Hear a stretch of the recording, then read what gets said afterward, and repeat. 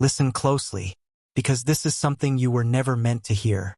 In the fall of 1823, in a quiet Pennsylvania town surrounded by farmland and rolling hills, death became a frequent visitor. 17 lives were claimed in less than 3 months. But it wasn't disease, it wasn't famine, and it wasn't misfortune. No, each death carried a signature, hidden in plain sight. And the hands that prepared these bodies for burial may have been the very hands that ended their lives. The Hartwell funeral parlor, at first glance, a beacon of compassion, respect, and stability in a fragile young America, was the last place any grieving family thought to question. Who would suspect the caretakers of the dead? Who would dare accuse the very people entrusted with the most sacred moments of loss? But beneath the candlelit vigils and hushed prayers, the Hartwells were building something else entirely. A secret, a system, a silent machine of death operating behind the facade of Christian respectability. Understand this: the funeral trade, even in its infancy, is about power. To control death is to control memory. To decide how the dead are dressed, displayed, and remembered is to shape the living. The Hartwells had grasped this truth early, and they weaponized it. Each coffin lowered into the ground concealed not just a body, but a manipulation. Families grieved, and with grief came blindness. Who dares question the embalmer when the embalmer is the one delivering closure? But cracks began to show. When a traveling physician noticed the bruises, the puncture marks, the white powder clinging to lips, he understood something no one else dared whisper. This was not negligence. It was intention. This was murder, ritualized and repeated, dressed in lace and sanctified by hymns. And when he descended into the Hartwell basement, the truth rose up like a stench. Jars of organs that shouldn't have been removed, chemical concoctions that served no purpose but experimentation, and a leather-bound journal that listed townsfolk like entries in a ledger of fate. Pause and think about that. The Hartwells weren't just undertakers. They were engineers of mortality, deciding who lived, who died, and how their deaths would serve the family's hidden purpose. And as you listen, ask yourself, how many times in history have smiling faces and holy reputations hidden something darker? How many respectable families built their empires on secrets buried deeper than any coffin? Because tonight we dig. Every small town has its center of gravity: the church, the tavern, the blacksmith's forge. But in Millbrook, Pennsylvania, it was the Hartwell funeral parlor. Think about that. The most respected building wasn't where life began, but where life ended. And that gave the Hartwells an advantage few could comprehend. They were the final gatekeepers. Every person in town, rich or poor, God-fearing or skeptical, eventually passed through their hands. And with every death, the family's influence grew stronger. Ezekiel Hartwell, the patriarch, understood the psychology of control. He wore the mask of a man devoted to community service, helping widows bury their husbands when crops failed, offering free graves for families who had nothing to give. To the townspeople, he was mercy incarnate. But beneath that mask, he kept a second face, one that was never shown in daylight. It was the face of a collector. Every victim was not just another corpse. They were a resource. Their lives and their deaths had value. This is the part no one wants to acknowledge. Death is profitable. Every casket nailed shut is an opportunity. In the Hartwell home, generosity was bait. They extended kindness to bind families in obligation, to make themselves indispensable, to cloak their real work in a haze of gratitude and trust. And once you trust, you stop asking questions. That is the first law of psychological captivity. Gratitude blinds judgment. By 1823, the Hartwells didn't just run a funeral home. They ran a laboratory. The embalming room became a theater of cruelty where science and superstition merged. Strange powders, instruments polished to a surgical gleam, anatomical sketches that bore no resemblance to routine burial work. The jars filled with preserved flesh, what were they for? Medical advancement? No, this was not progress. This was possession, ownership of the human body, long after the spirit had fled. And what makes this even darker, Ezekiel wasn't acting alone. His sons Josiah and Caleb weren't simply apprentices. They were being trained in the art of predation. They learned to recognize weakness in a client, whose breath rattled with illness, whose bones bent with malnutrition, whose soul staggered under grief. They mapped the vulnerabilities of every family in Millbrook. And in their ledger, death was not random. It was scheduled, chosen, orchestrated. What does that sound like to you? A funeral parlor? Or a system, a prototype of the very institutions that still govern us now, cloaked in respectability while harvesting human lives in ways most will never dare to believe? Murder, when carried out in the open, leaves behind chaos, blood, screams, witnesses. But the Hartwells had perfected something far more dangerous. They made killing invisible. Their victims didn't die in alleys or fields. They died quietly, in beds and parlors, under the careful watch of family, neighbors, and priests. And when the final breath escaped, the Hartwells were already waiting, ready to step forward as saviors, cloaked in grief and respectability. Think of it. What better disguise could there be than death itself? Consumption, fever, heart attack. These were the invisible killers of the 19th century. If a body carried marks, the Hartwells had tools and chemicals to explain them away. A bruise became post-mortem staining. A puncture wound? Farming accident. The residue of poison? Medicine gone wrong. And because they were the final word on the corpse before burial, who could contradict them? Who would dare? But it wasn't only about concealment. Their methods spoke to something deeper, a fascination with power over life's threshold. Josiah, the elder son, favored strangulation. He called it quieting.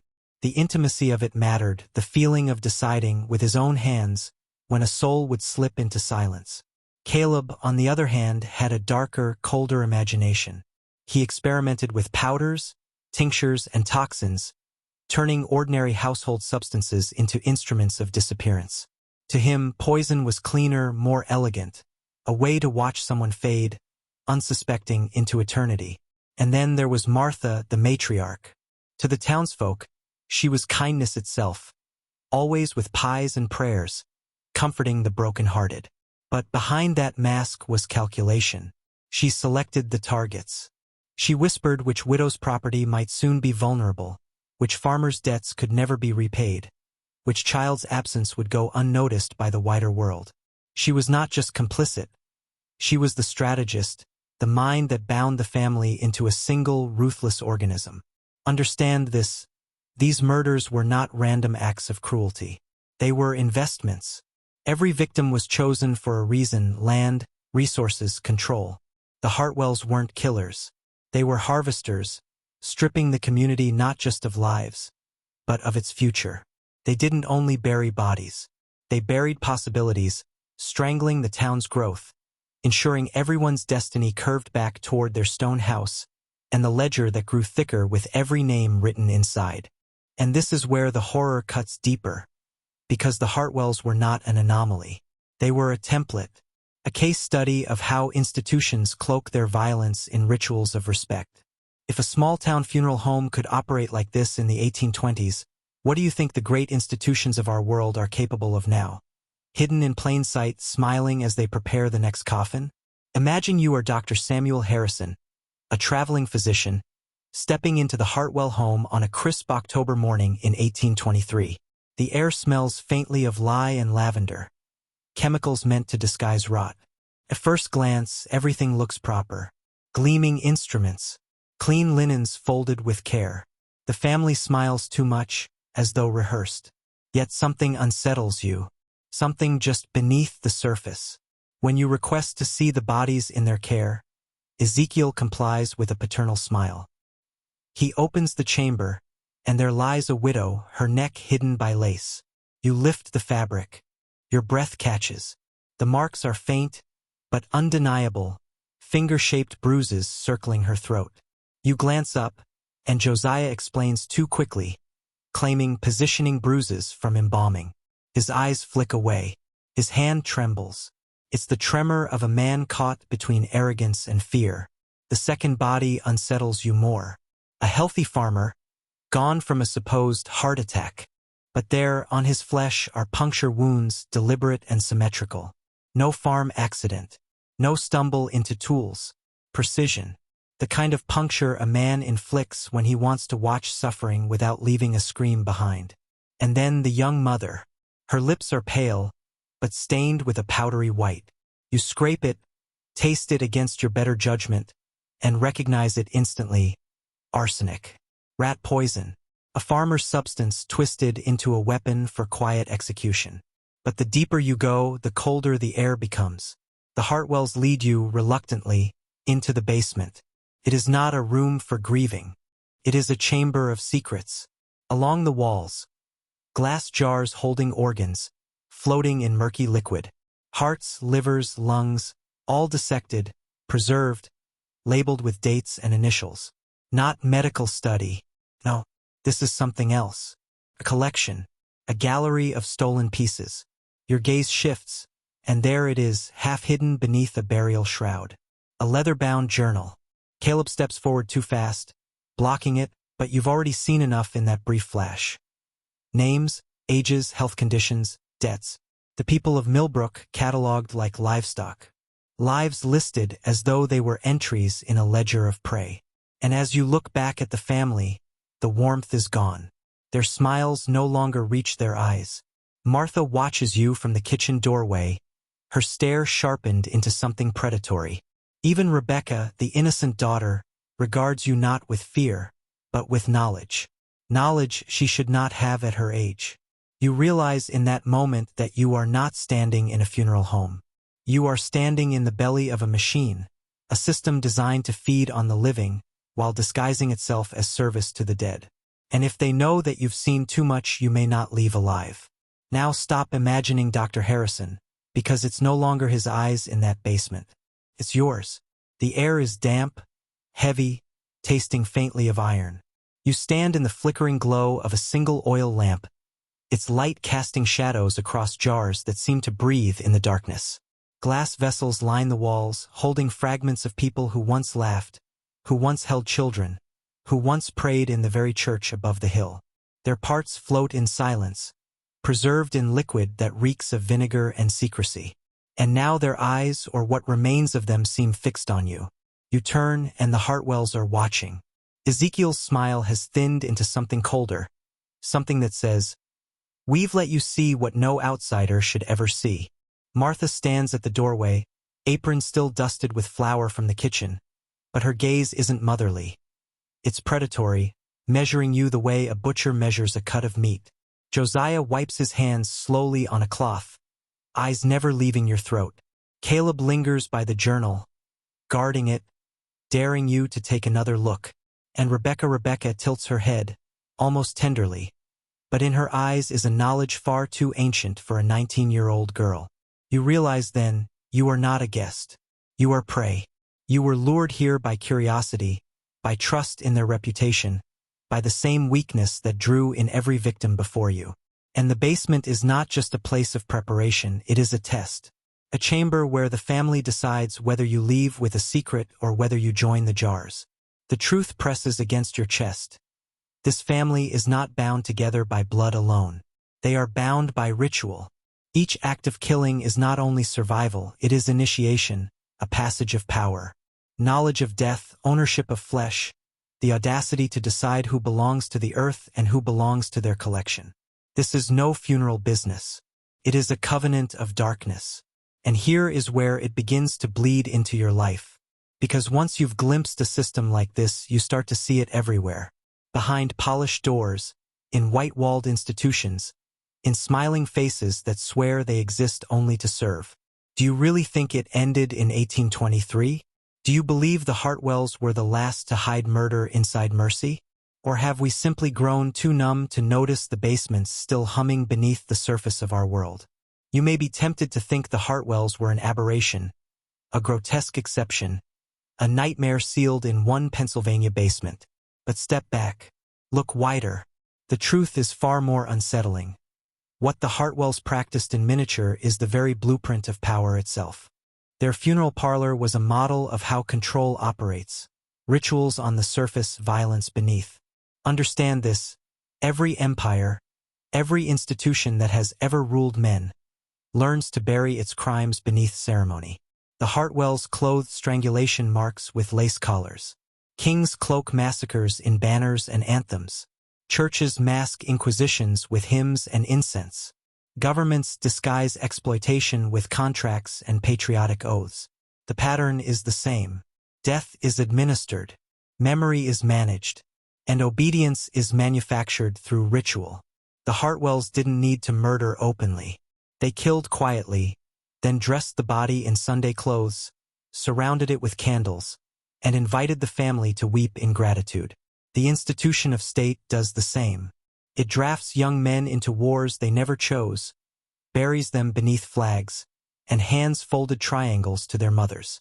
A ritual, a performance, a sanctified disguise.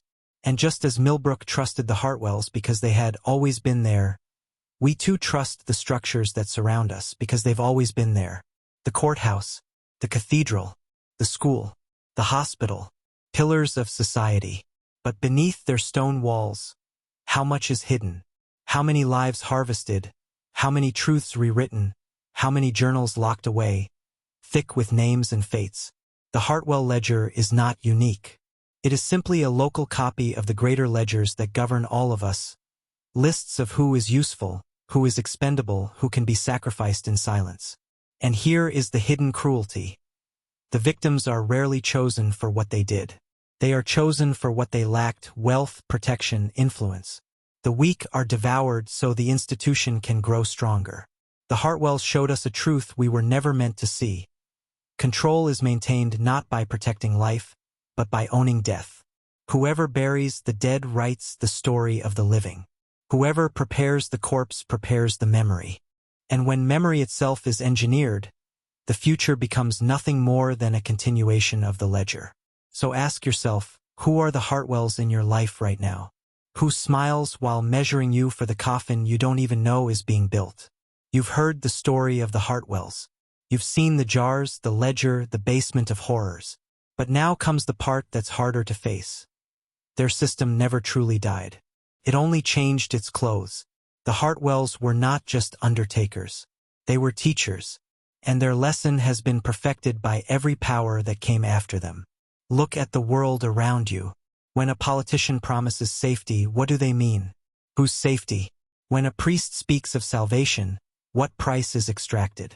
When a corporation offers convenience, what freedoms do you quietly sign away?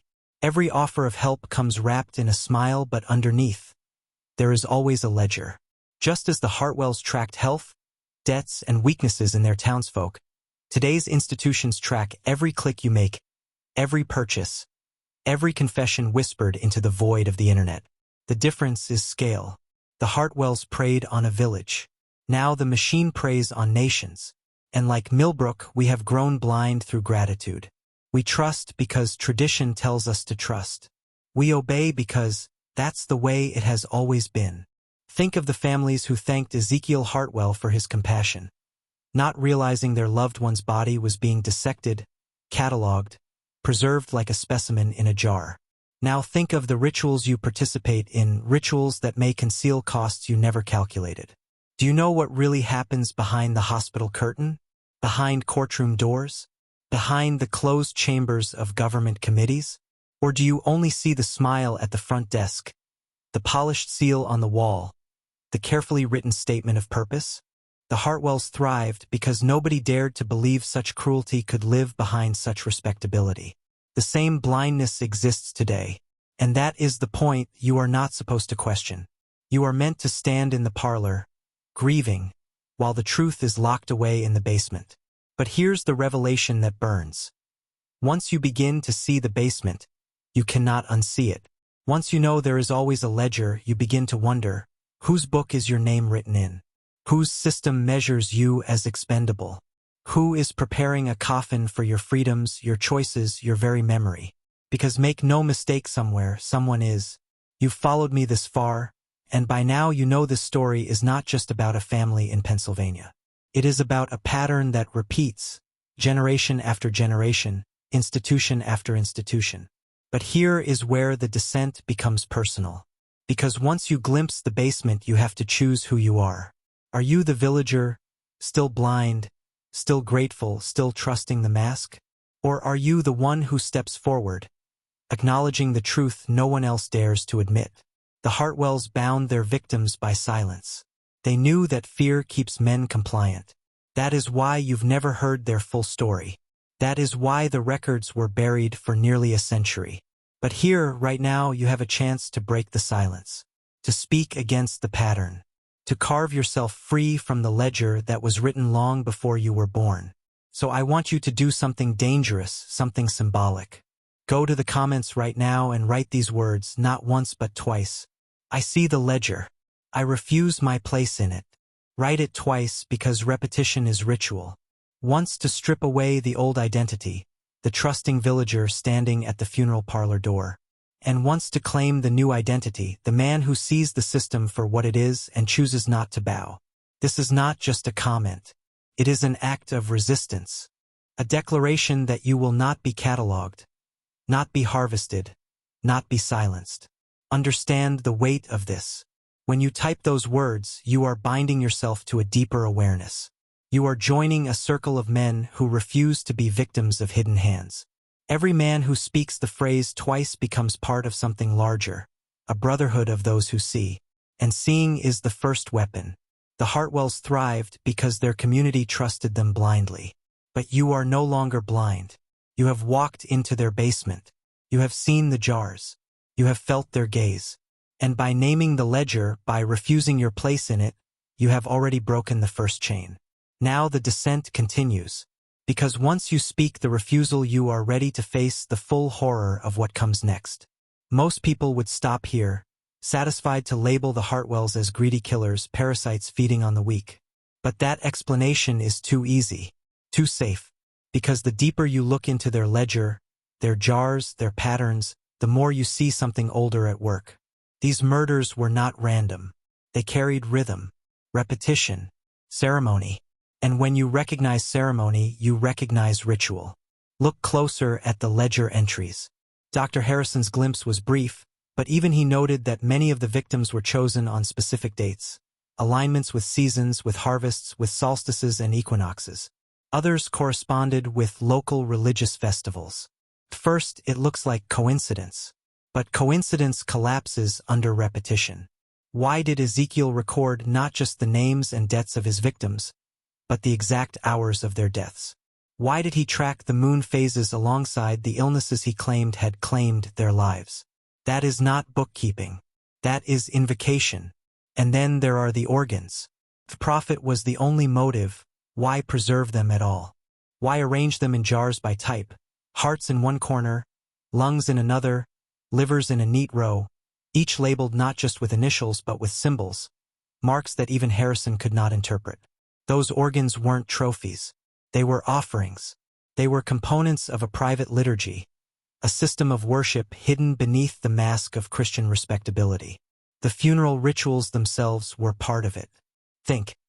Every coffin, every hymn, every candlelit viewing was staged not just for the grieving families, but for the Hartwells themselves. They conducted funerals like theater. Words spoken, prayers intoned, while beneath the floorboards their true ritual lay preserved in glass and ink. The entire town was unwittingly participating in the performance, giving power to the very family that was bleeding them dry. And here is the darkness that rattles louder than any horror story. The Hartwells may not have invented this. They may have inherited it. Ezekiel came from New England in 1801, but no one ever asked why he left. No one asked what traditions his family carried before setting foot in Pennsylvania. What if the Hartwells were simply a branch, one small outpost of a much larger lineage, practicing rites older than the nation itself? You've been told this is about a funeral home. It isn't. It's about a covenant, a ritual hidden beneath the rituals, a worship not of God but of power itself. You want to believe the Hartwells were unique, a grotesque aberration, family gone wrong. But monsters this elaborate never grow in isolation. They grow in networks. They grow in traditions that survive precisely because no one believes they exist. Consider this. The Hartwells recorded moon phases, solstices, harvest dates. So did other families of good standing across America's early towns. Wealthy dynasties in Boston, New York, Philadelphia, men who funded churches, schools, hospitals. All draped in respectability, yet each leaving behind whispers of rituals performed in locked rooms. Compare the Hartwell Ledger with the Blackwood Journals of Massachusetts, with the Cartwright accounts of New Haven, with the Parker family records unearthed in Kansas decades later. The handwriting changes, but the patterns don't. Phases of the moon, tithes not of money, but of flesh. It is the same mask, the respectable man of God, the dutiful undertaker, the benevolent benefactor, always standing at the front of the room, speaking words of comfort, while the ritual churns unseen in the cellar. And here's what should trouble you. Those institutions didn't vanish. They evolved. The same families who once preserved organs in jars now sit on boards of hospitals, on university trusts, on corporate foundations. Their rituals no longer require basements full of glass. They require only compliance. They've traded bone and blood for data and silence. But the structure is unchanged. The ledger is still kept. The offerings are still made. Only the form has shifted. You may think this sounds like paranoia, but ask yourself, why do these patterns recur?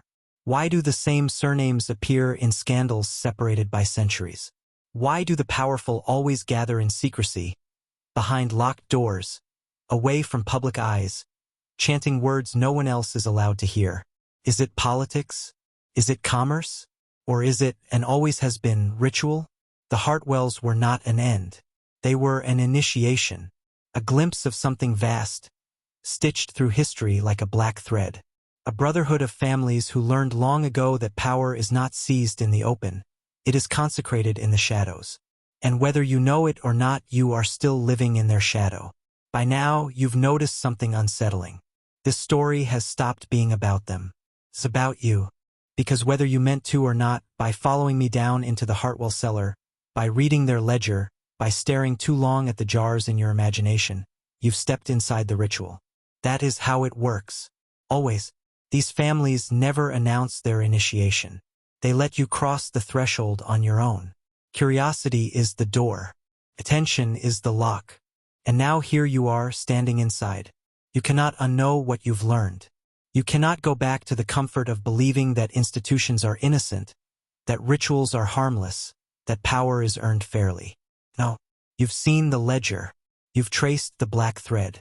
You've recognized the pattern. That recognition alone binds you. But here is where you still have a choice.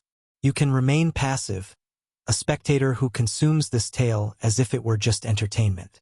If you do, you have offered yourself up, because passivity is the sweetest offering of all. It feeds the system as surely as blood once did. Silence is the modern tithe. Or you can step across fully, deliberately. You can refuse your place in the ledger. You can choose to name the system aloud, to say what others are too afraid to say. That act breaks their grip. That act shifts you from prey to witness, from silence to defiance. The Hartwell's victims never had the chance you do. Their voices were choked off before they could speak. Yours is still free, and that freedom terrifies the ledger keepers more than any jar, any symbol, any ritual. Because once spoken, truth is contagious. So here is the question you must answer before we descend any deeper. Will you remain the silent mourner at the coffin? Or will you speak, and in speaking, strip the mask away? The choice is yours. But understand, choosing nothing is still a choice.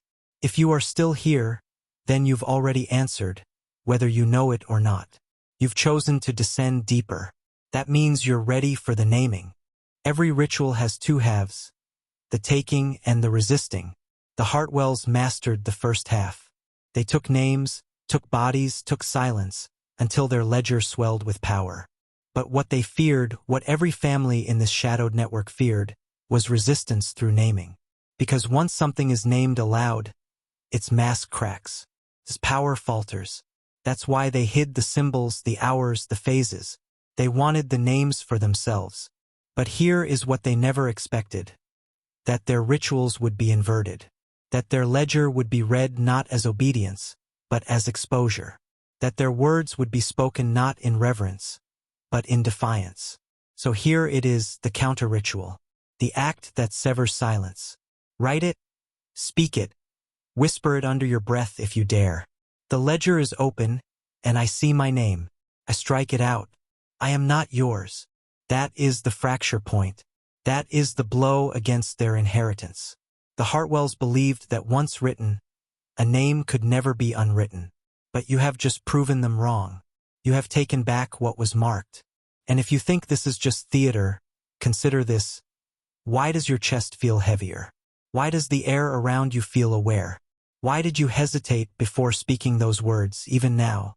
Rituals work because belief makes them real. And belief, yours, is already engaged. So let them keep their jars. Let them keep their secrets. You have just undone the core of their system, silence. And with that undone, the mask will begin to slip. But remember, those who strike their names from the ledger are watched more closely. After the naming, there is always an echo. The Hartwells called it the answering. It's the moment the ledger pushes back, testing whether you truly meant the words, or whether you only mouthed them like a child repeating a prayer. You may think nothing has changed, but over the next hours, perhaps days, you will notice little things. A sound behind you when the house is quiet. A shadow too sharp for the light that cast it. A name, your name, spoken just beneath the hum of an appliance. Harmless, you'll tell yourself. Imagination, you'll insist. But the Hartwells knew better. They called these ledger marks. Reminders that the system has not forgotten you. Sometimes it is subtler. A phone call that drops with only static. A page in a book falling open to a phrase that feels meant for you. A mirror that seems to hold your reflection a fraction longer than it should. These are not accidents. They are inquiries. The ledger is asking, did you mean it? Do you truly strike your name out? And here is where most falter. They dismiss the signs, laugh them off, retreat back into silence. That surrender writes their name twice over, once in the ledger, once in themselves. But those who stand firm, those who continue to speak the words aloud whenever the signs appear, those are the ones the ledger fears most. Because repetition turns resistance into permanence. So listen carefully in the nights ahead. Watch the corners of your vision. If the answering comes, do not flinch. Do not apologize. Do not fall silent. Repeat the words. The ledger is open. I see my name. I strike it out. I am not yours. Say it until the air itself recoils. Say it until the marks vanish. Say it until you believe it, and belief, remember, is the marrow of ritual. Because once you pass through the answering, you are no longer prey. You are marked, yes, but marked as untouchable. A defector. A name they cannot consume. But beware, defectors are not forgotten. They are hunted. You may believe you are the first to strike your name out of the ledger. You are not. There have been others, quiet figures scattered across centuries, who refused the inheritance, who answered the ledger not with submission but with defiance. Most were forgotten, erased deliberately, their absence explained away as madness, suicide, disappearance. But if you know where to look, the traces remain. A fragment of a journal locked in a library vault. A letter smuggled out of an asylum. Marginalia scrawled in a hymnal, half smeared by candle wax. Each one repeats the same phrases you have now spoken. Each one a whisper of the same counter-ritual.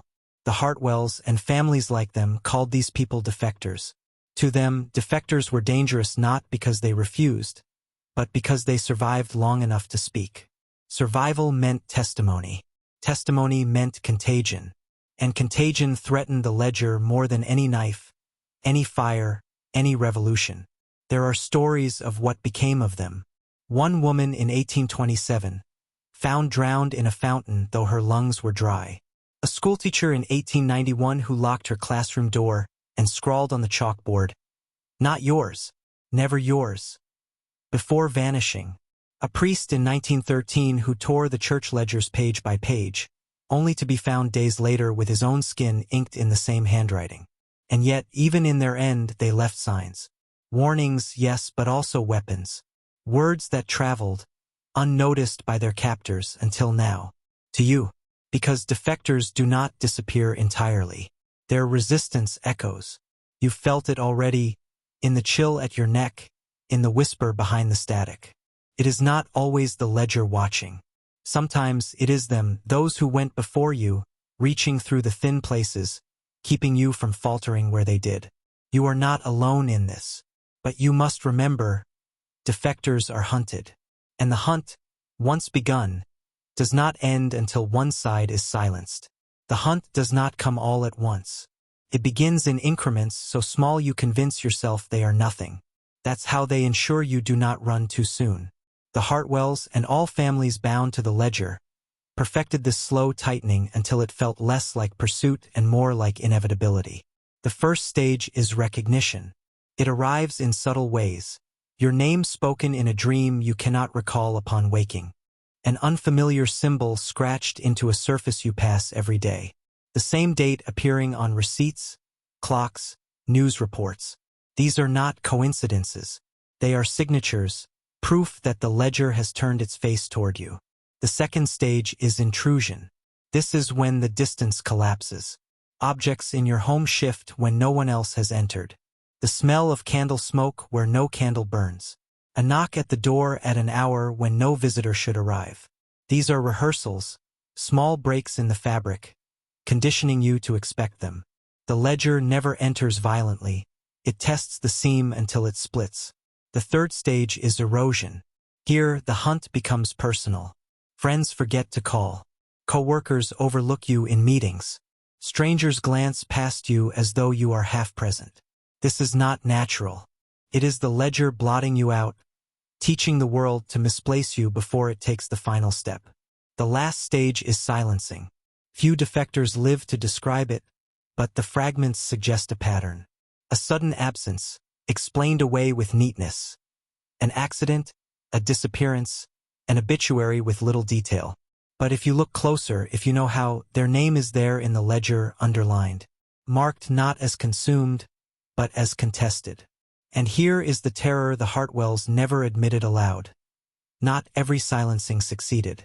Some defectors escaped the final stage. Some learned to live inside the hunt, to wear it like a second skin, to evade without yielding. And when they did, their testimony remained. Their words reached us. That is why you are hearing this now. Because someone hunted chose to speak instead of vanish. But understand, by listening, by repeating, by striking your name, you have taken their place. You are already in the stages. You simply haven't noticed which one yet. If you have come this far, you are already within the hunt. Do not ask when it began. It was never a question of time, only of recognition. The ledger does not wait politely at the door. It begins the moment you speak against it. Think carefully. Have you noticed the silence in your phone calls lately? The way your name seemed to catch in someone's throat, as if they had almost forgotten it? The object in your room you found misplaced, though you swear you never touched it? These are not accidents. These are not nerves. They are the marks of recognition, the edges of intrusion. You wanted testimony. You wanted truth. Now you have it. But truth is not safe. Every word you've read has been a signal flare, drawing their attention closer. Not just the Hartwells, not just the keepers of their books, but the system itself. The ledger that feeds on obedience, on silence, on names spoken without resistance. You are not anonymous here. You were never anonymous. The very act of listening has entered you into the exchange. Do not panic. Panic is what they want. Instead, repeat what you have learned. Take the words, wear them like armor, drive them like nails into every corner of your home. The ledger is open. I see my name. I strike it out. I am not yours. Say it aloud when the lights flicker. Say it when the knock comes at 3:07 a.m. Say it when your own reflection looks too still. Do not yield. Do not apologize. Do not fall silent. Because silence is consent. And consent is the only ink the ledger needs. The hunt is already here. And now, it knows your name.